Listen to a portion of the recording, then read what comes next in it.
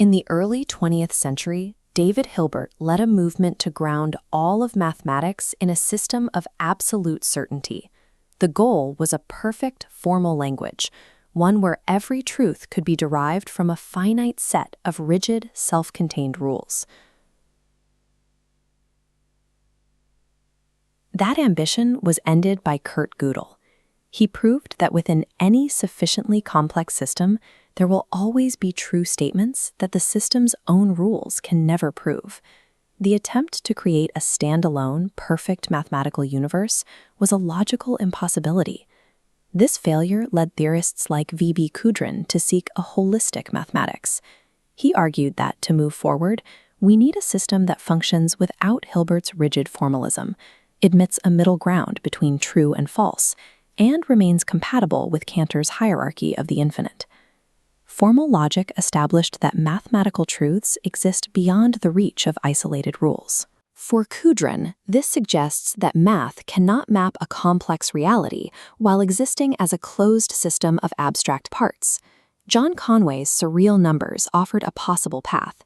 It is a recursive construction that generates everything from zero to impossibly massive infinities using a single repeating rule of left and right sets. But despite their elegance, the ontological status of these numbers remains an open question. Are they actual co-comments of the universe, or just sophisticated games played on chalkboards? The observer-dependent theory of everything, or ODTO, provides a framework to test this. It suggests that a mathematical structure's transition from potential to actual depends on a specific mechanism, the observer. Under ODTO, reality is modeled through a configuration space where existence is a function of parameters like attention and belief. Here, a number exists only if an observer can stably perceive it. To find the infinite, we have to look past the numbers themselves and examine the mechanics of how the observer stabilizes information into a coherent world. ODTOE identifies reality as the output of a self-observation operator, phi. It defines the physical world as a recursive process where a system's output signal loops back to become its next input. This creates what Douglas Hofstadter calls a strange loop. As the system observes itself, the data stabilizes. Eventually, the cycle reaches a fixed point, a state of equilibrium that we perceive as a solid object or a persistent truth. Pankratof's Theorem 1 bridges this to Conway's work. It proves that the recursive structure of surreal numbers is identical to the fixed points generated by this self-observation loop. Numbers are the persistent configurations where the universe's observation of itself reaches a state of stability. Basic integers like 0, 1, and -1 are the simplest fixed points to emerge. Fractional values follow. 1/2 stabilizes exactly halfway between the integers, representing a more complex internal equilibrium.